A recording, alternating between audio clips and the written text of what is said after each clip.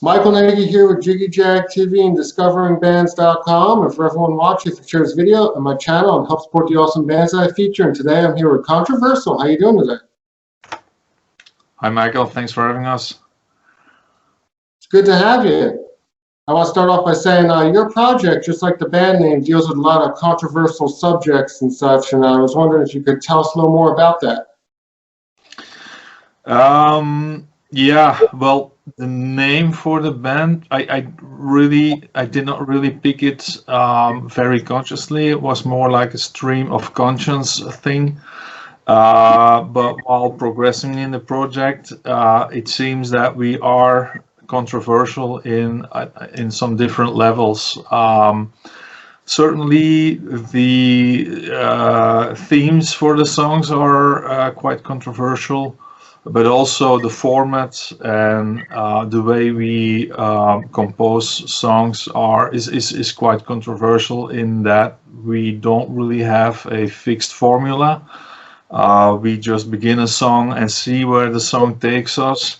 You probably noticed in our album that, for instance, we don't have the same guitar sound in every song. We don't have the same drum sound in every song. I don't know any band that does it like this. For some reason, everybody wants to be consistent in that, but you know, that's also a way of being controversial, I suppose. So it touches us in different aspects, I would say, yeah. I definitely get that old school industrial vibe from your music. So I was wondering what influences do you have that give that sound? Well, you know, you're right. It's actually, it shows again how old I am. So I was starting to get to know alternative music in, you know, when I was about, you know, let's say 16, 17, 18. Which now is almost 30 years ago. And the early bands I was heavily influenced by, of course, and you know, I hear this all the time, you sound like them, you sound like them, it's Ministry. So that's a band that is ingrained in my DNA, in some musical DNA in some way.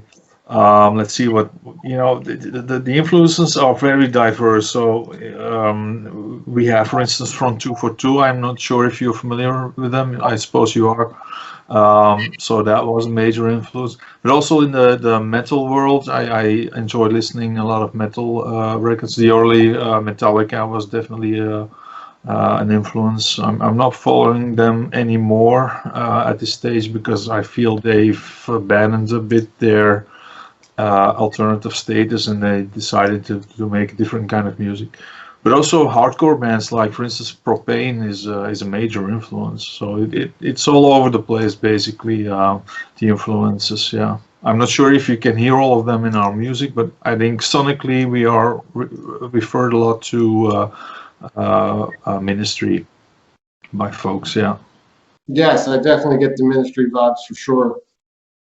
It is not intentional, it just happens that way. In some way they seem to have influenced us. We also, you know, we also are being compared to a band like KMFDM, which actually was not an influence at all. I hardly ever listened to KMFDM. I don't really like the female voice vocals on their records.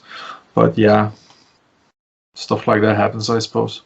Now you're a one-man project, right? Yes. You do everything yourself then. Yeah. I'm terrible at working with other people. What about playing live? Good question. I'd love to once all this Corona bullshit is behind us. But I have a small practical problem. So, you know, we talked about how we are controversial. Well, another thing in our latest album is that another controversial thing is that I made a lot of songs without vocals and just using samples as vocal samples as you know, as the vocals. Actually, it's very hard to gig with that. It's very hard to get on a stage and then have songs without vocals. So basically, we do not, at this point, we do not have enough songs to go perform live. So people have to wait for our second album. And then we will be hopefully hitting the stages everywhere. Awesome. And tell us about your most recent album that came out, Second Genesis.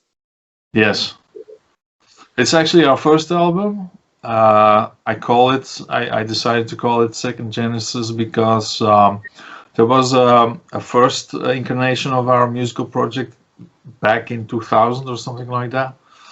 I had to stop that due to medical reasons. You know, I was ill, and then this problem got solved. I started to get back into music again, made a record, and then decided to call it Second Genesis because it was basically the second time around when we decided to create music. Yeah. And you currently working on more music right now? I wish I was. The planning definitely was to have started a second album, but I've got so much going on in my life. I had to postpone it. It's not a bad thing per se, because even though the first album, Second Genesis, is recently put out officially on Cleopatra Records. So that this means it's an older album. I made it 6 years ago, but you know, I signed to Cleopatra Records in November, I believe. So we're still in the stage of promoting that album, and I think we will at least be doing that for the next 6 months, I suppose. I'm not sure it's a good idea to bring out too many records in a short amount of time. I think that strategically, marketing-wise, that might not be the smartest decision. But I definitely hope to make a new record this year, the coming year. Yeah. Awesome. And tell us how you can handle the whole lockdown and pandemic. How is it where you're at in Belgium? People are people, so whether you go to Belgium or America or United Kingdom, it is a situation that people are not used to. There is a lot of criticism. Some people are revolting. They cannot align themselves with what the government decides that we should do. Personally, I have a bit of a controversial stance, so I think people should do what they're asked to do in order to get this pandemic behind us as soon as possible, and ask questions later. That's how I see it. Maybe this is because I've been to the army. I was in the army and I learned how to follow commands without too much criticism. But you know, yeah, even you know, I'm the sort of guy that is very comfortable at home. I have a million things to get distracted by. But even now, for us, we had this thing now exactly 1 year and 1 month. And it starts to wear me down. Yeah, there's more dread. So it's time this thing gets solved as soon as possible. Yes, definitely. Now, if people want to look you up online, get your music on social media, find you, how do they do that? So we have a website. It's www.controversial.eu for Europe. So we're there. We try to be on YouTube. Every time I upload one of my videos, it gets banned. It's censored for being too offensive. But luckily Facebook does not do that. And on Facebook, we are on facebook.com/bandcontroversial. Okay, yeah, I was wondering how come I couldn't find much of your music on YouTube. Yeah, I hope I get that fixed because it's ridiculous. I know that the band, what are they called again? Infant Annihilator.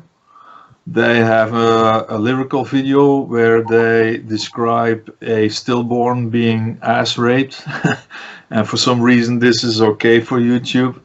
Well, you know, when I put a video on there and I basically use other YouTube videos. So they are already there. I just mix them together and put them in a certain order, and all of a sudden this is offensive. Yeah, it's a mystery to me. Well, what kind of offensive subject matter are they banning? Well, for instance, I've made a video for the song "Violence," and this is a collage of themes like war and stuff. And there is a rather famous clip in there of a woman holding her dead baby after a napalm attack. And the baby is not dressed because the clothing has been burned by the attack. And for some reason, they find this relating to child sexuality.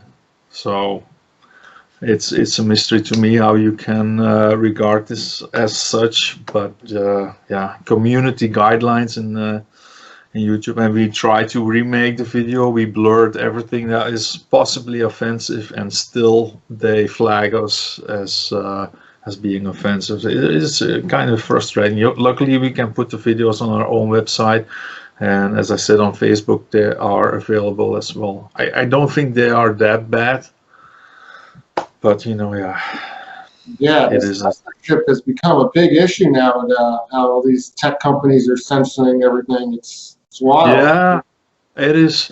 You know, if they would say, okay, kids could look at this, and that will be, you know, detrimental. But I flagged, or I configured the videos for adult audience, so plus 18 years of age. So I think what is the problem? And there's not a support line where I can offend somebody. So it is what it is, I suppose. Yeah, I feel like these are scary times we're living, where you're just not sure what kind of material you're gonna make that's gonna offend somebody now.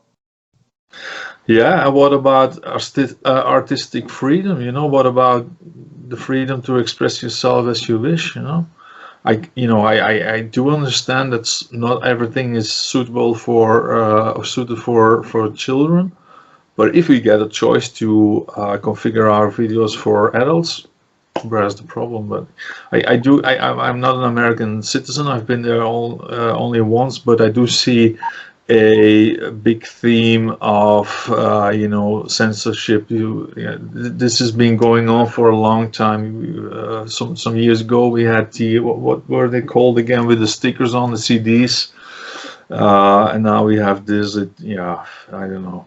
I don't get it, but it is what it is. And I want to bring up, there's another band with the same name, controversial, right? A metal band, because I looked it up.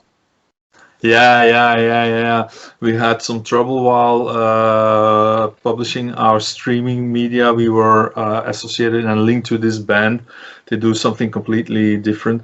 I think I was active before them, but not with the controversial moniker. So you could say they are more entitled to the name than I am, but I'm not really sure it's a problem when we share names. But people should be, they have to look out. They don't buy the wrong CD or the other CD. I'm not saying that that's the wrong one, but it's the other one. So yeah, indeed, yeah. These guys are from Germany, and they play some deathcore style music, and they're still active. So yeah. Yeah, just wanted to make people aware of that who are listening right now. Yeah, excellent. Thank you. Yeah, it's a good point. Yeah. And you yourself, where would you like to see the project maybe in a few years from now? Realistically, or it would be great to have a to get to the level of bands like, for instance, Suicide Commando. Are you familiar with Suicide? Yeah, you are, I suppose. Yeah. So they actually live nearby.